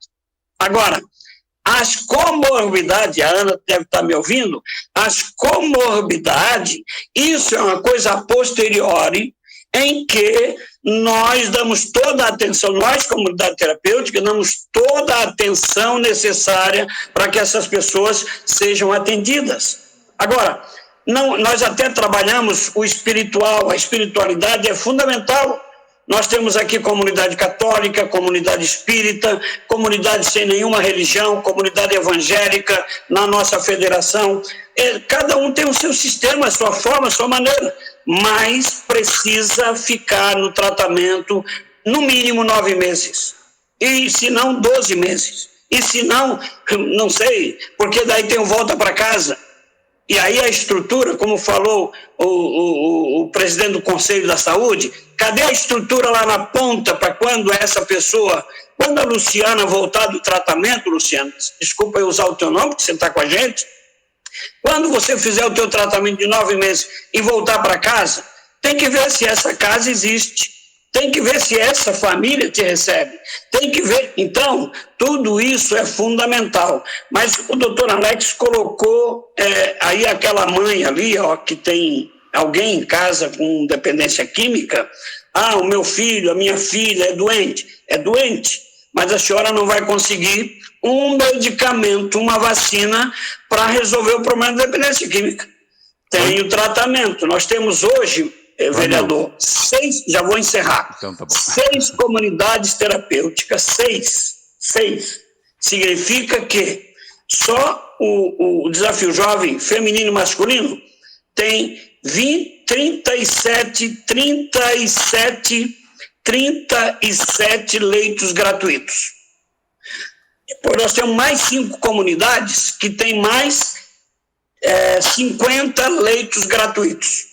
A nossa região está bem servida, no sentido de ter espaço para as pessoas que não têm recursos para se tratar. Só que tem que saber aproveitar isso. Entendeu? Agora, quero deixar bem claro, acabei descobrindo no discurso do Dr. Alex, de que o grande problema das pessoas não ficarem é que ele não tem nenhum compromisso com a lei, ele não tem compromisso com a lei. Ele pode usar, não pode usar, pode inclusive ser um traficante barato, daquele que leva 1 grama, 2 gramas, 3 gramas, o formiguinha. Ele passa a ser isso por quê? Porque ele consegue sobreviver nessa questão. Então, eu quero chamar a atenção aqui desse grupo que está aqui, dessas autoridades, de que aproveite o que vocês têm aqui no sul do estado. Porque o estado de Santa Catarina também tem 200, 300 leitos disponíveis para a sociedade. Por favor, se não tem vaga aqui, tem vaga lá. Então, quero dizer que nós estamos à disposição para que todas as pessoas tenham atendimento para curar a sua doença. Mas, por favor, tome o remédio que derem para você.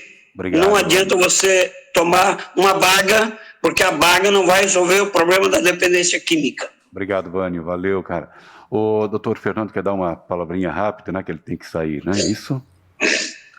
Eu gostaria de agradecer a participação em nome de todos os conselheiros do CONEM, agradecer aí, parabenizar a fala do doutor Alex, do doutor Yuri, também do doutor Júlio e dos outros que contribuíram posteriormente, dizer que foi enriquecedor para mim a participação, reitero à disposição.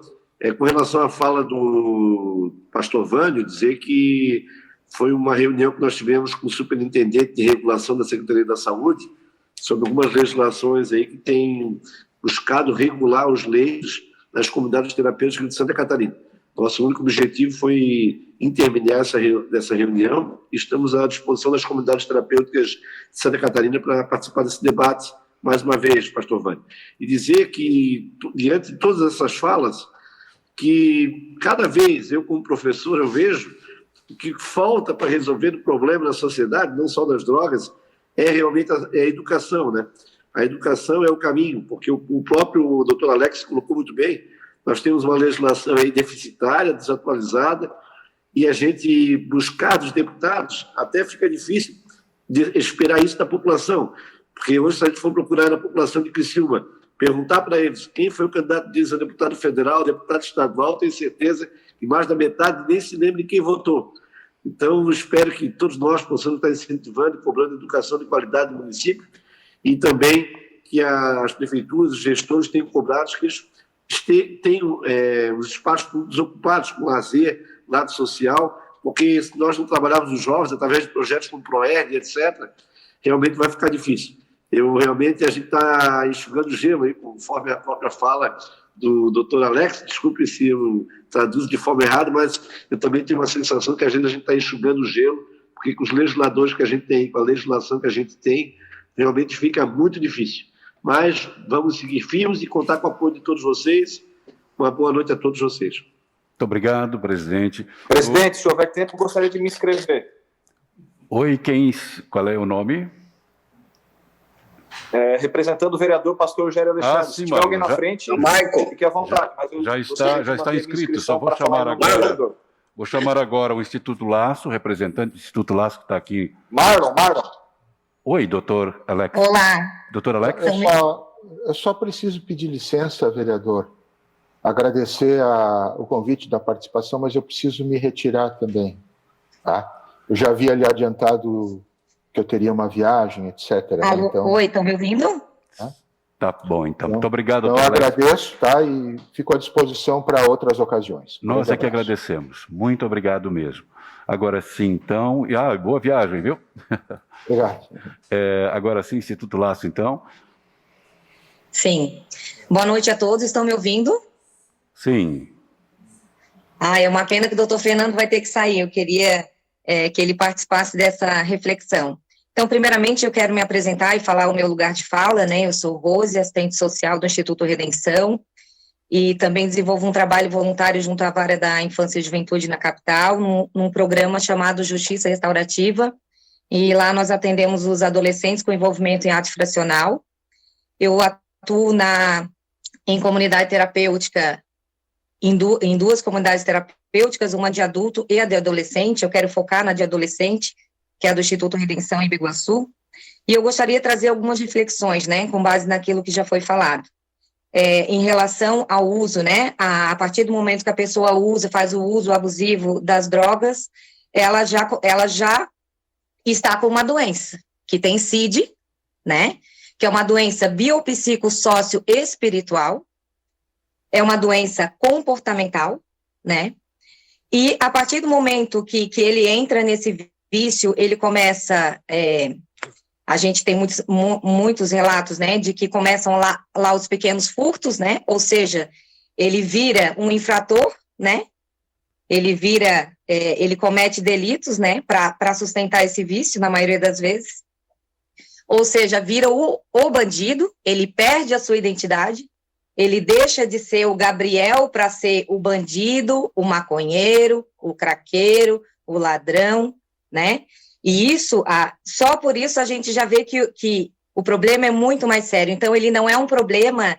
da segurança pública, ele não é um problema, ele é um problema social, ele é um problema de saúde, ele é um problema da assistência social, ele é um problema da educação, e nós temos que trabalhar em parceria, porque se a gente for pensar em relação doenças versus justiça, porque a partir do momento que ele comete uma infração, ele está ferindo uma lei, né, então ele vai para a justiça para receber um julgamento sobre aquele ato que ele cometeu, né, ou para uma medida socioeducativa, no caso do adolescente, né.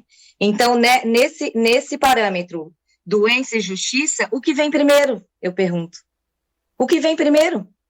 Será que o punir, pelo punir, ele vai dar conta desse problema? Né, e vamos falar do caso de adulto, ou do próprio adolescente, se for o caso de uma medida socioeducativa de privação de liberdade, né? Como que é esse sistema em que ele vai ser colocado? Como que ele vai sair desse sistema?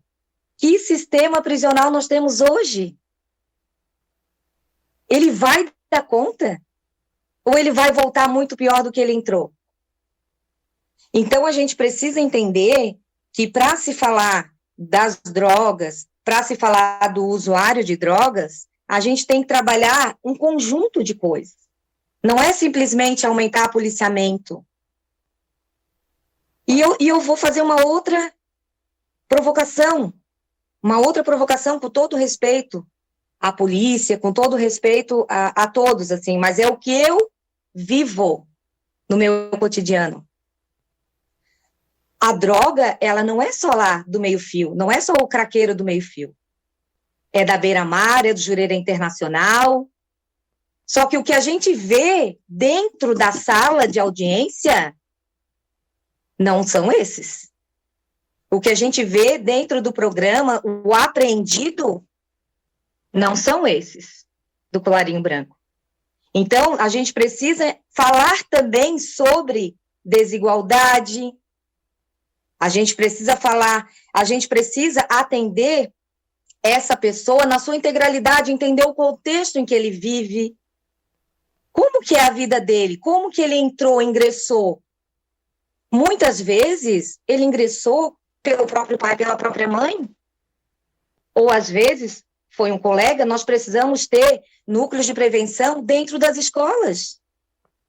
Nós precisamos trabalhar na creche, porque o acesso à droga está cada vez mais cedo. O tráfico alicia cada vez as crianças, eles estão alcançando as nossas crianças. É claro que tem que ter repressão para o tráfico, é claro, é óbvio que tem que ter polícia, tem que ter lei, mas a partir do momento que a pessoa está doente, ela precisa de uma atenção e de um cuidado que não é simplesmente punir ela por ter aquela doença e jogar ou numa medida socioeducativa e jogar ou dentro do sistema prisional. Vai muito além disso. Vai muito além disso. Nós temos que fazer um trabalho em parceria com a rede, nós precisamos ter rede de apoio, nós precisamos atender essa família, referenciar essa família num CRAS, nós precisamos fazer com que esse adolescente também, ou essa pessoa, seja atendida num CAPS, nós precisamos garantir funcionamento desses equipamentos, porque a gente sabe criticar o usuário, mas aquilo que o Estado também precisa oferecer, muitas vezes a gente se cala, faz vista grossa, e aí entram as comunidades terapêuticas tampando essa lacuna do Estado, e vem aquele, todo mundo para cima, exigindo isso, aquilo, outro, em termos de tem que exigir mesmo, tem que exigir equipe capacitada, tem que exigir que esteja dentro de uma estrutura, né, que é adequada, mas aí vem um monte de gente, malha o pau nas comunidades terapêuticas. Só que nós é que estamos lá, ó, no dia a dia, tentando entender, tentando ajudar esse sujeito a superar essa doença. Então, eu só queria fazer uma outra colocação em relação aos COMADs que o doutor Fernando tinha falado, né? O COMAD, ele muitas vezes a gente acha que tem que vir sempre da parte governamental, né? Mas nós, enquanto sociedade civil, também podemos provocar isso. Eu, em 2014, no município em que eu trabalhava na época, o COMAD estava desativado fazia 2 anos. Eu mesmo fui lá, busquei a lei, eu vi todas as representações que precisavam ali na lei, eu bati porta em porta para que cada entidade indicasse um representante, fiz um fórum da sociedade civil, mandei um ofício para a prefeitura para indicar os seus representantes, fizemos assembleia e hoje o COMAD está a 1000 por hora. Então, a gente também tem que fazer o nosso papel, não só ficar esperando, sentadinho e reclamando. É isso, muito obrigada, boa noite. Obrigado, Roseli. Manuel, me permite, só gostaria de parabenizar a colega que também tem atuação em Biguaçu, a cidade que agora eu também moro, e dizer que aqui em Biguaçu, eu, enquanto conselheiro da OAB, tentei fazer isso, estou tentando, visitando a Polícia Militar, visitando as entidades, para a gente reabrir o Conselho Municipal de Biguaçu. Parabenizo pelo empenho dela, espero que nós possamos, em cada cidade, ter uma pessoa com esse apoio.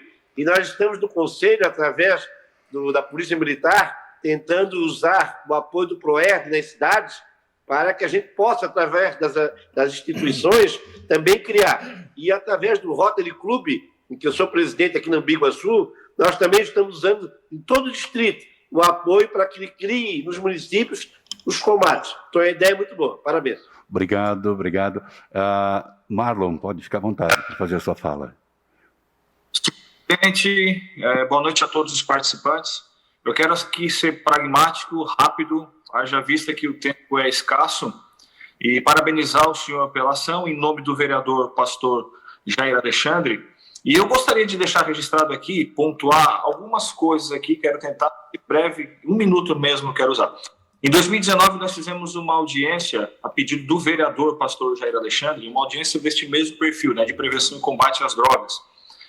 E foi solicitado nessa audiência que fosse encomendada uma pesquisa na cidade de Criciúma, para nós pudermos levantar números e saber de fato quantos dependentes químicos haviam na cidade de Criciúma. O Vânio esteve presente na audiência, acredito ele que lembra, e foi levantado um número onde a pesquisa conseguiu levantar, onde Criciúma tem aproximadamente 7.000 dependentes químicos, certo? Isso é uma pesquisa que está registrada nessa Casa Legislativa, a Câmara de Vereadores de Criciúma dispõe dessa pesquisa, e é uma pesquisa recente, certo? E eu vi muitas falas, fala do promotor, fala de outras pessoas.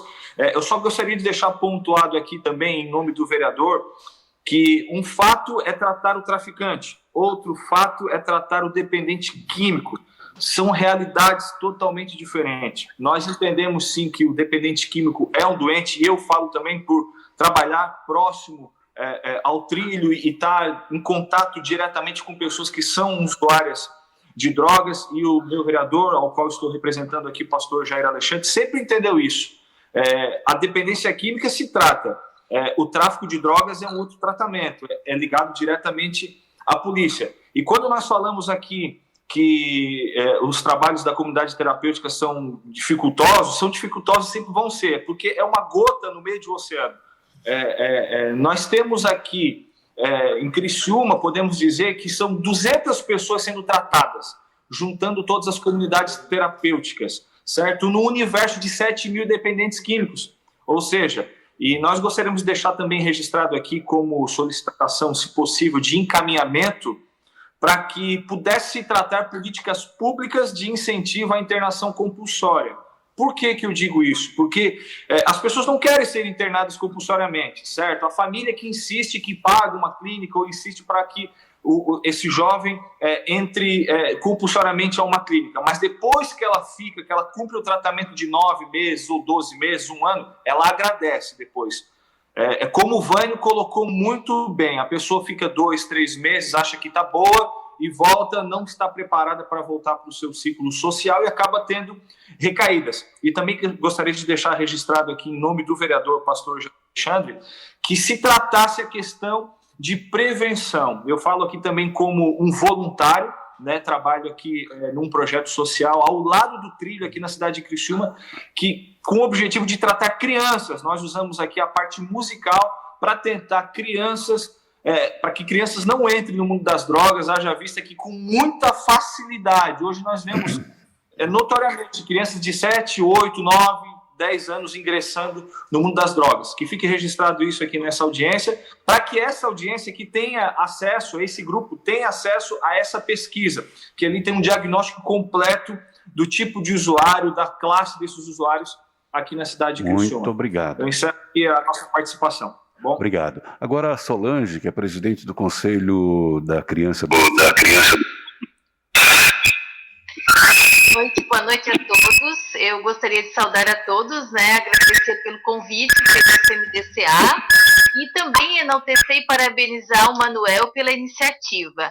Eu vou tentar ser breve, assim como o colega que acabou de falar. Eu penso que, sim, as falas que estão postas até agora, elas são corretas, é isso mesmo. Eu também estou à frente do CMDCA há quase 2 anos como presidente, e, assim, eu quero deixar registrado que, assim, nós temos, enquanto Conselho da Criança e do Adolescente, uma ciência, um conhecimento parcial dessas discussões referentes a crianças e adolescentes nas situações de drogadição. Tivemos alguns casos discutidos dentro do CMDCA, mas isso eu lembro, assim, 2 anos que foi uma situação, né? Então, o que eu quero dizer com isso? É que nós precisamos, isso já é uma pontuação, eu penso assim, né? Nós temos que estar trabalhando em rede. né? A partir do momento que a gente trabalha essa rede de direitos e garantias de crianças e adolescentes, já é, sim, um trabalho de prevenção. Entendo que dentro do município nós temos minimamente políticas públicas assim de prevenção, de conhecimento, de como que a gente vai organizar isso para que as nossas crianças e os nossos adolescentes, eles não caiam dentro desse círculo vicioso que é o ser usuário, que é o ser traficante, né? Então, assim, enquanto CMDCA, o que eu consigo pontuar com vocês? Que os dados que são de conhecimento do CMDCA, eu sou funcionária pública, trabalho na educação, então a gente tem alguns acessos, alguns conhecimentos em função disso, mas não enquanto Conselho da Criança. Porém, dados assim de usuários e situações de crianças e adolescentes envolvidos em drogas, nós temos o que nós recebemos do Conselho Tutelar. Né? Então, os dados do Conselho Tutelar que faz esses registros, temos algumas dificuldades de implantação do registro, de trabalhar essas políticas públicas em cima dos dados que nos chegam do Conselho Tutelar. Então, frente a isso, eu coloco a importância de a gente fazer uma melhor qualificação desse trabalho em rede. Depois alguém me passa a questão de que alguém fez uma pergunta ali no chat sobre o CMDCA. Então, a gente precisa melhorar esses trabalhos em rede. Enquanto CMDCA, o que nós procuramos fazer a partir do momento, né, desse 1 ano e meio que eu estou à frente? Nós procuramos potencializar a nossa comunidade com a inserção de mais OSCs que trabalham diretamente projetos sociais, como o colega falou ali. Então, o movimento ele foi justamente nisso, né, de estar qualificando, ampliando dentro do nosso município essas OSCs, que tem diferentes segmentos, né, no esporte, no lazer, na cultura, de estar deixando essa criança o maior tempo possível dentro de trabalhos que maravilhosamente as OSCs fazem no nosso município, no sentido assim de entender que enquanto elas estiverem aprendendo, elas estiverem ocupadas com coisas boas, são crianças, são jovens que não estarão inseridas no mundo da droga futuramente.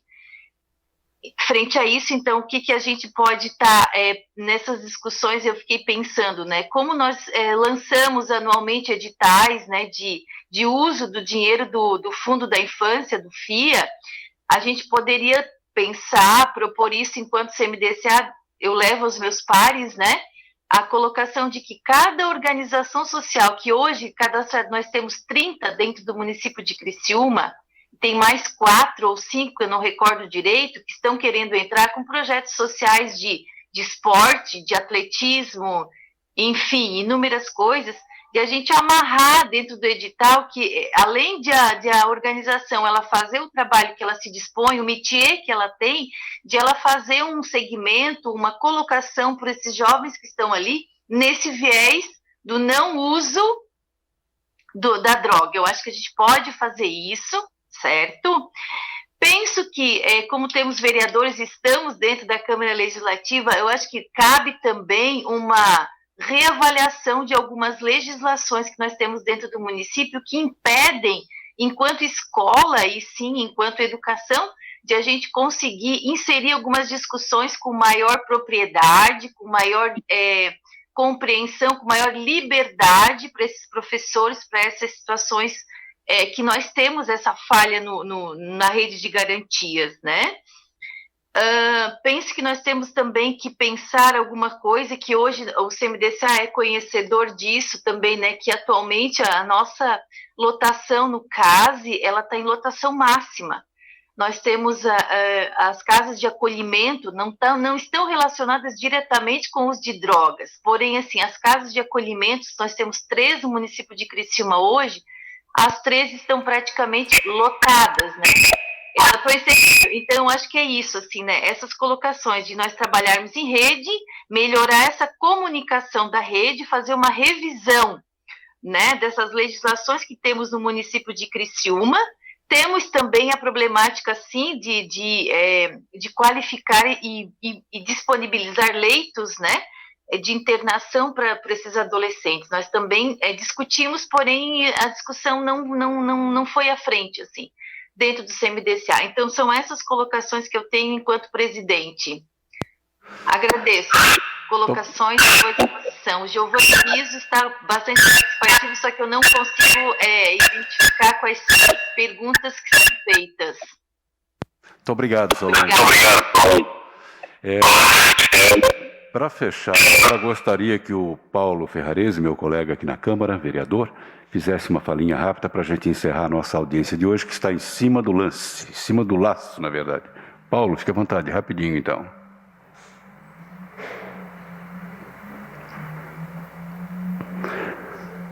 Eu acho que ele já deve ter saído, então.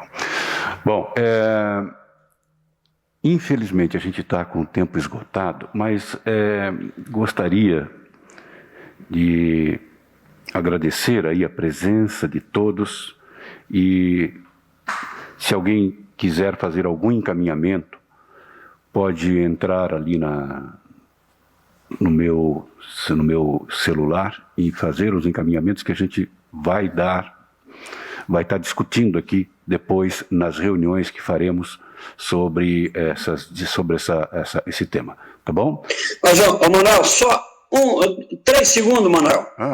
CMDCA ainda está na linha ali, só para o CMDCA, que acabou fechando 12 leitos de adolescente no Desafio Jovem e não abriu nenhum serviço e também não está fazendo nada, ou se está fazendo, não está tendo sucesso, na abertura do Centro de Atendimento ao Adolescente, num trabalho regional no São Sebastião, custou R$1 milhão e depois mais 200 mil para reformar, e agora para entrar para ele tem que reformar de novo, mas ninguém diz nada, a sociedade está calada e o centro, e o CMDCA também talvez não esteja fazendo. Só uma proposta. E os pontos continuam ocorrendo lá nesse mesmo local. Muito obrigado a todos e até a próxima. Todos vão saber a data e o horário. Obrigado, viu?